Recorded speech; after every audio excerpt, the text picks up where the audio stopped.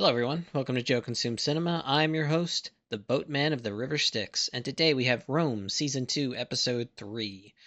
So, last time, big thing going on with Varenus is after he cursed his family for the whole ordeal with his wife and the affair, they ended up dead, or at least he believes they ended up dead after that mafia guy told him he killed them, but we saw at the end of the episode they're still alive, which I was holding out hope, and then I was rewarded at the very end.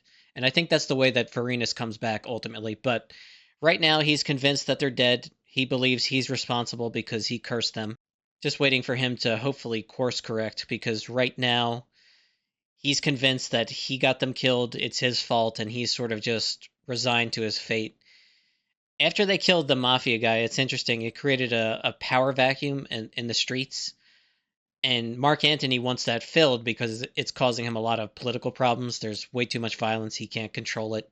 Titus and Varenus are sort of now running the illegal activities that the previous guy once had an iron grip on. Now they're recruiting ex-soldiers. That one guy from the 13th showed up. I forget his name, but yeah, they're filling that power vacuum for now, and it's very much a betrayal of everything that Varenus once believed, but he believes he's damned, so, all there is to do now is to follow orders at this point and just wait for the end, and that's where he is right now.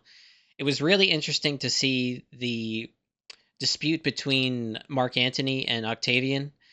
Octavian is Caesar's successor. That immediately bothered Mark Antony, and I think Octavian was chosen over Mark Antony for a very good reason.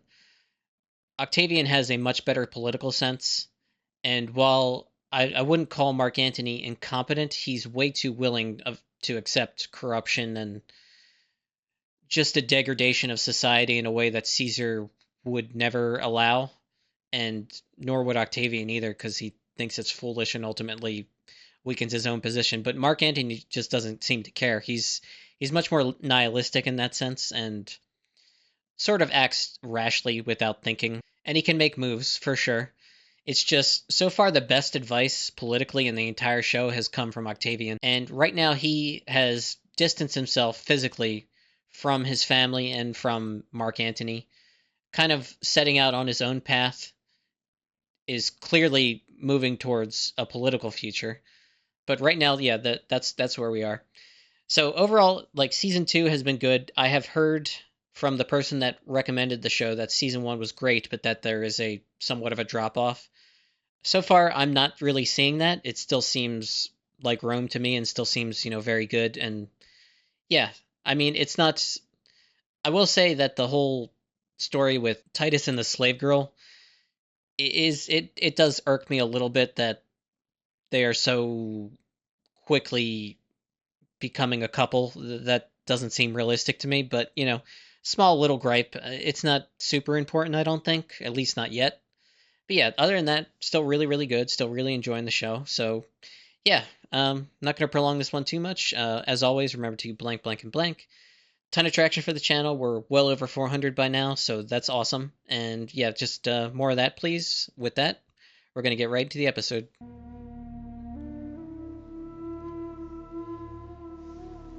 Always blameless. Keeps dreaming about it. Take 25, no less. Give the lading to Ajax. Well, Musa will complain. He does, cut out his tongue. You think I'm joking? I'll see to it now. With your permission, Carbo wishes to avenge his family's honor and kill this Quintus. I've been given a strict mandate by Mark Antony to maintain the peace. Quintus Bubo is a man of property and respect. You will not touch him. Money or not, though, he took advantage of the boy. I mean, perhaps some moderate form of punishment. Renus, the man has a fair point. Silence, Pullo. Somebody has to stumble upon the family at some point and get them out of there. There's got to be some way it happens. While you are swilling wine in Macedonia, do you think Brutus and Cassius will be idle? Those abject creatures. Abject only while you have power. Your enemies will not rest until you are dead. You have a wolf by the ears. You cannot let go of him now. She warned Caesar about Brutus and he ignored her. So maybe he'll listen. Who's that man? Who? The man you were speaking with. Oh, you mean Barak? He's a saffron trader. Didn't look like a saffron trader. Not everybody looks like what they are. Huh?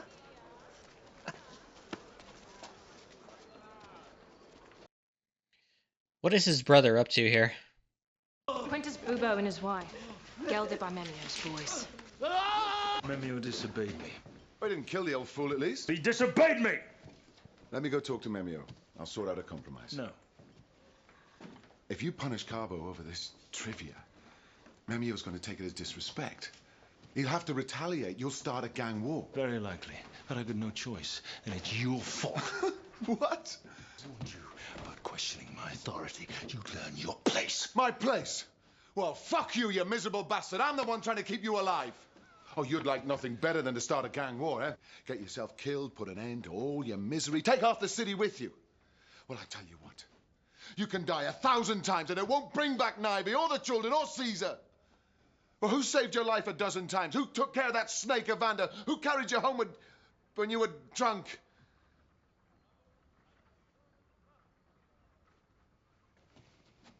What do you mean?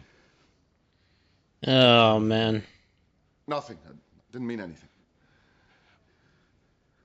What do you mean? Speak. I killed him. I found out what he'd done and killed him. Listen, she loved you. You were happy together. What was I supposed to do? If I'd told you, you would have killed her. Get out! What was I supposed to do? Get out. Oh, man. I never like when there's a schism between these two. It always just leads to problems. Octavian, such vim and vigour for one so young. They say it's a considerable army he's raised.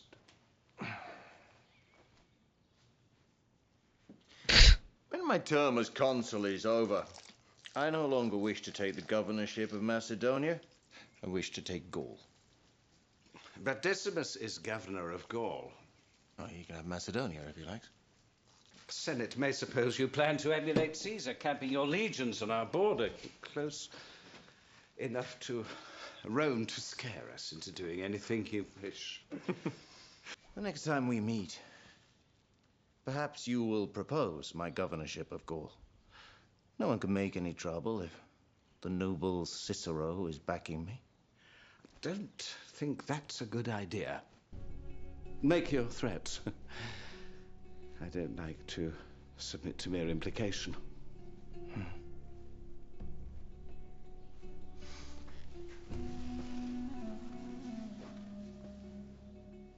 Your old friend Crassus, when he was captured by the Parthians, is it true that they poured molten gold down his throat? Because that would really sting. Interesting to learn that Octavian is slowly raising an army.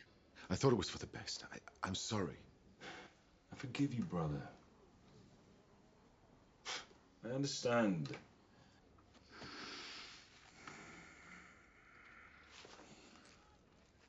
I am Marcus Vipsanius Agrippa, a friend of Caesar, of Octavian, as was. Have I the honor of speaking to his sister Octavia? Yes. He's calling himself Caesar. There's nothing wrong, is there? He's all right. No. Yes. I mean, no, he's not here, but yes, he's well. Does Mark Antony know that you're in the city? I expect there are a great many citizens. His location is unknown to the consul. True. But he does like to know where the traitors are. Mother. Well, they are traitors, aren't they? Antony is consul in Rome, and Octavian is deliberately challenging him. I have no son. Damn. Wait. Spy. Why is Attia still alive? Trouble's finding the right time. They always eat together, her and the daughter. If you don't mind killing the young cunny, I can do it tomorrow. No. No harm to the girl. Well, damn. Make it 300. Wait. Give me a kiss before I go. Excuse me. Kiss me. I don't think so. You want this woman dead? Kiss me. Wow, arrogant little prick.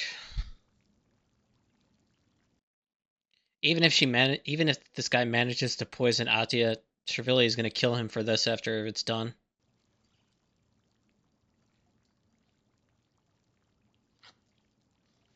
That those that help us now will have good friends in Rome when Mark Antony, the traitor, is deposed. Very good friends. No, it's in my blood. My ancestor dethroned the tyrant Tarquin. I understand there were a great many who stabbed your Caesar. I delivered the final blow. Seems a bit cowardly, no? Yeah. He was wounded already, dying, defenseless, alone. And you stabbed him yet again. He was a tyrant. Our killing him was a necessity, a necessary and noble act. Perhaps I shall find a fresh corpse to stab and become great myself. Well, you dare to insult me? Hey, call me a coward. Their position is they're beggars now.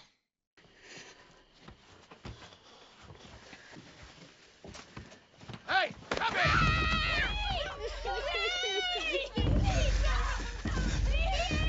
Oh god, she's gonna have to run away. I guess this is how Venus eventually gets word of it, that they're still alive somewhere. You wanted a war, you got it. You have to fight now. You don't think you should go and talk to Mimir? Find a compromise? It's too late for that. Surely he'd listen to you, wouldn't he? I'm your friend. I love you. I would never betray you. Lying to me, going behind my back. It was never like that. What was it like then, eh? You tell me. Did you enjoy fucking my wife? What? Is that why you didn't tell me? Doesn't matter what I say. You're not going to believe me. If you're telling the truth, then I will believe you. Venus, on the bones of my mother, there was nothing between me and Niobe. Nothing, never. I don't believe you. Tell me the truth. All right, I fucked her, all right? I fucked her. Me and half the men of the hill. Anytime you were away, bang, legs open, line at the door.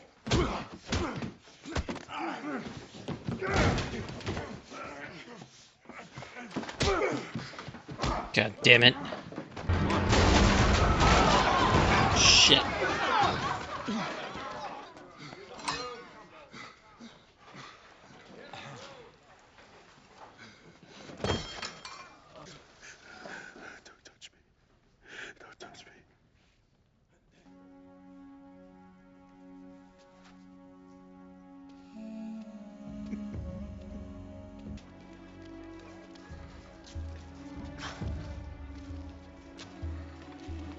Where are we going now?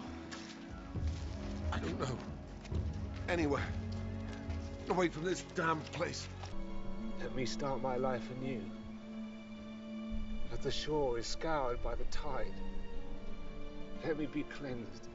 I see that Cicero outdoes me in his tardiness. Cicero is regrettably ill and unable to attend this session. But he has an important matter to propose regarding my governorship of Gaul. These being the words of Marcus Tullius Cicero. Please listen as if you...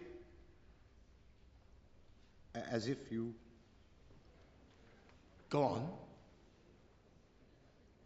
Please listen as if you were sober and intelligent and not a drink-sodden, sex-addled wreck.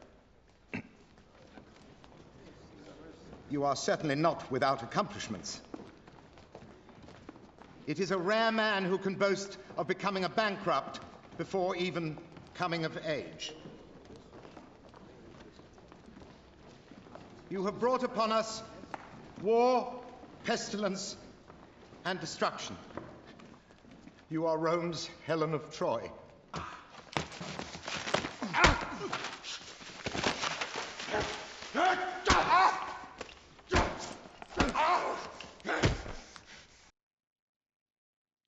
He's lost control of the Senate. To Octavian. Caesar, rather. Tell him I have exposed Antony for the debauched rat he is. The Republic would be most grateful to accept Caesar's offer of assistance. 3 months later. Wow, time skip. In Gaul! The renegade Mark Antony has laid siege to the city of Mutina. But salvation is at hand. The Senate sends an army led by the generals Perseus and Panzer. The noble patriot, young Caesar Octavian, joins our generals with his own legions to crush the rebels. Wow, things have changed. Oh my god. Antony gathered his troops and set off to take Gaul. Varenus went with him, asked for special by Antony himself. Is this the way, Trent? Oh shit. Don't you know me? Lady? Where have you been? The children. The children are alive.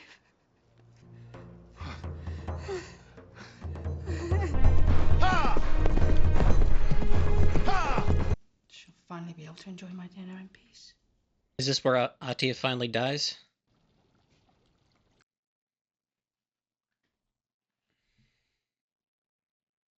Oh man, cliffhanger. I don't like that. Okay, took some time just to gather my thoughts. Good episode. Titus and Renus had a fallout. Argument over what to do with a problem with one of the gangs. They wanted to take someone out for some insult, and Titus and Renus kind of disagreed a little bit. Renus doesn't like being questioned.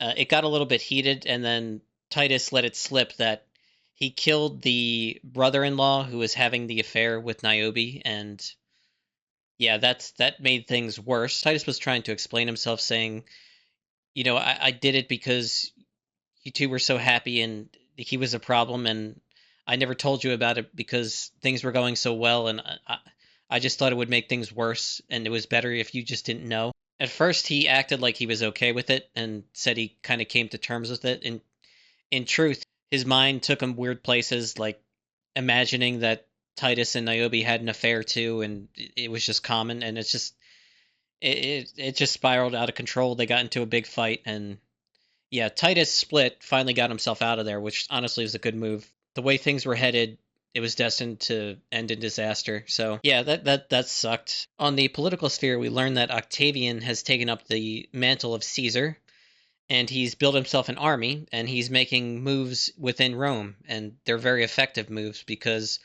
Mark Antony has been outmaneuvered, and the Senate has turned against him, and he's now working his way into Gaul, trying to take that over as a kind of a new base of operations, because he finds himself in a similar situation that Brutus and Cassius are in right now, where, you know, they're out wandering the wilderness looking for any potential allies. And I think Mark Antony sees his best shot as taking Gaul and then building up an army there and then coming back to, you know, reclaim power in Rome. It was an interesting move because instead of retiring to Macedonia like he originally wanted, he wants to retire in Gaul because he wants to be a constant threat to the Senate by being that close. Macedonia is a lot farther away. And yeah, that wasn't the original deal, so Cicero wasn't going to have it, and neither was anyone else in the Senate, so yeah. Just a lack of political awareness on Mark Antony's parts. During the conversation where Attia warned Caesar about Brutus and he didn't listen, Attia warned Mark Antony about Cicero. He did listen, but he wasn't very effective in how he went about things. And because of Octavian's, you know, rise to power, he now has 10,000 men under his control. Like Cicero now has an option. He decided to use it. The episode ended with Cicero writing a letter to Octavian, Caesar, as his title is. Decent episode. I'm not a fan of the time skip. I don't think it's necessary. That would be my only complaint thus far. Other than that, you know, pretty solid, decent episode. We did get the release of Niobe's sister, who finally has made it back to Rome and luckily found Titus, and, you know, hopefully now they can relay the message that the children are still alive. Varenus, you have something to actually fight for now. Something good to hold you together, and because right now Varenus is with Mark Antony in Gaul. I'm guessing leading one of his armies. Yeah, we'll probably get into that next episode, but yeah, that's pretty much all I've got for this one. So as always, thanks for watching, and peace.